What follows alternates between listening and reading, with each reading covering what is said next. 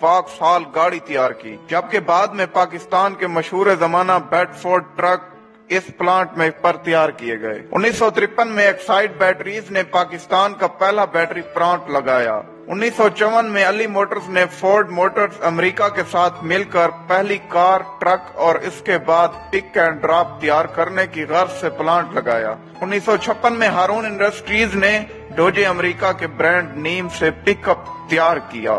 1961 میں all one engineering نے پاکستان میں گاڑیوں کے پارٹس تیار کرنے کا جدید پلانٹ لگایا۔ 1962 میں وزیر انڈسٹریز نے اٹالین لمبریٹا سکوٹر کمپنی کے اشتراک سے پاکستان کا پہلا سکوٹر تیار لمبریٹا TV 200 تیار کیا۔ 1962 میں کندوالا انڈسٹریز نے امریکہ جیپ کمپنی کے مختلف model series CJ5، CJ6، CJ7 ملک میں پہلی بار تیار کی۔ 1963 میں جنرل ٹائرز نے کراچی میں پہلا ٹائروں کا پلانٹ کانٹل ٹائرز جرمنی کے تعاون سے قائم کیا۔ 1963 میں ہائسن گروپ نے امریکہ مارک ٹرک کی پیداوار شروع کی۔ 1964 میں رانا ٹریکٹرز موجودہ ملت ٹریکٹرز نے میسی فرگوسن ٹریکٹرز کی ملکی سطح پر پیداوار کا آغاز کیا۔ 1964 میں نیشنل موٹرز کو خٹک خاندان نے خریدا تو وہ کندہارا موٹرز انڈسٹریز بنی۔ 1964 ہی میں راجہ موٹرز نے اٹالین مشہور زمانہ ویسپا سکوٹر کی پاکستان میں پیداوار شروع کی۔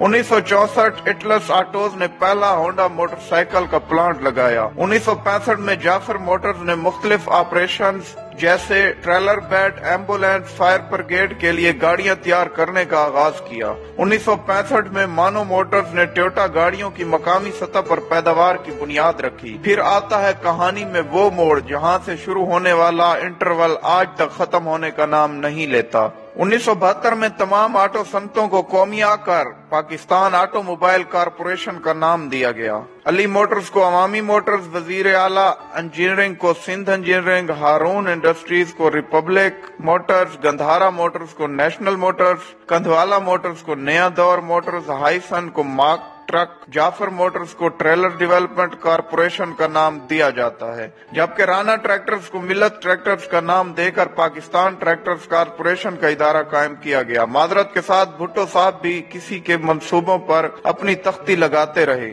جس کی بدولت آج تک ہماری صنعت مکمل بحال نہیں ہو سکی۔ اگر یہ تمام ادارے اپنے اصل مالکان کے پاس ہوتے تو آج پاکستان کے اپنے برانڈ لانچ ہو چکے ہوتے۔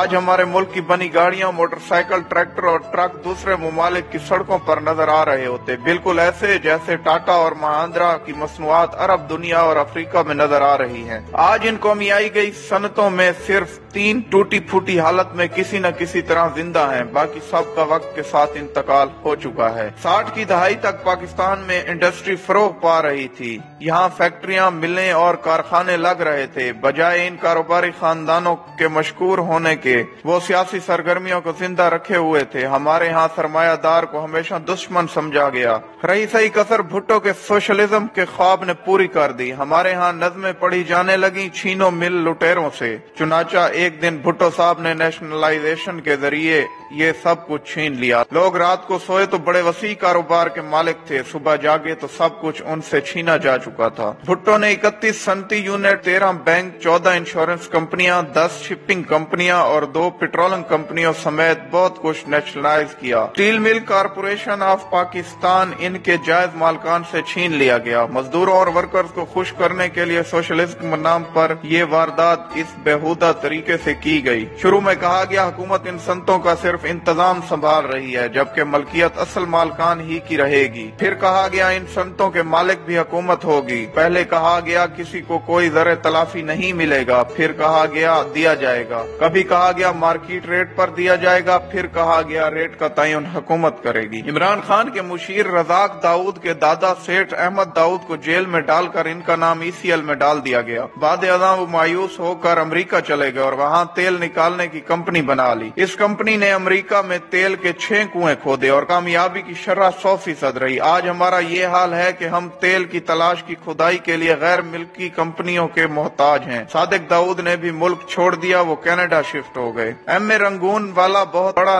کاروبار کاروباری نام تھا۔ وہ رنگون سے ممبئی آئے اور قیام پاکستان کے وقت سارا کاروبار لے کر پاکستان آ گئے۔ وہ یہاں 1 یا 2 نہیں 45 کمپنیاں چلا رہے تھے۔ انہوں نے بھی مایوسی اور پریشانی میں ملک چھوڑ دیا اور ملائیشیا چلے گئے۔ غرض یہ کہ تمام انویسٹر جنہیں آج ہم ڈھونڈ رہے ہیں وہ سارے پاکستان چھوڑ کر مختلف ممالک میں شفٹ ہو گئے۔ مزدور اب سرکار کے ملازم تھے، کام کرنے کی کیا ضرورت تھی؟ نتیجہ یہ نکلا، ایک ہی سال میں قومیائی گئی صنعت کا 80% برباد ہو گیا۔ زرعی گروتھ کی شرح 3 گنا کمی واقع ہوئی، نوبت قرضوں تک آ گئی۔ جتنا قرض مشرقی اور مغربی یعنی متحدہ پاکستان نے اپنی پوری تاریخ میں لیا تھا، اس سے زیادہ قرض بھٹو حکومت نے چند سالوں میں لے لیا۔ خطے میں سب سے زیادہ افراط زر پاکستان میں تھا۔ ادائیگیوں کے خسارے میں 595% اضافہ ہو گیا۔ اسٹیٹ بینک ہر سال ایک رپورٹ پیش کرتا، بھٹو نے 4 سال اسٹیٹ بینک کو یہ رپورٹ ہی پیش نہ کرنے دی تاکہ لوگوں کو علم ہی نہ ہو کہ کتنی تباہی ہو چکی ہے۔ ہم بھی کیا لوگ ہیں، اپنی انڈسٹری اپنے ہاتھوں سے تباہ کر کے اب ہم چین کی منتیں کر رہے ہیں کہ یہاں انڈسٹری لگائے۔ دنیا 40 سال سے کمپیوٹر استعمال کر رہی ہے اور ہم آج تک ایک ماؤس نہیں بنا سکے۔ دنیا 30 سال سے موبائل فون استعمال کر رہی ہے اور ہم آج تک ایک چارجر نہیں بنا سکے۔ پاکستان کا کھانا خراب کرنے میں ذوالفقار علی بھٹو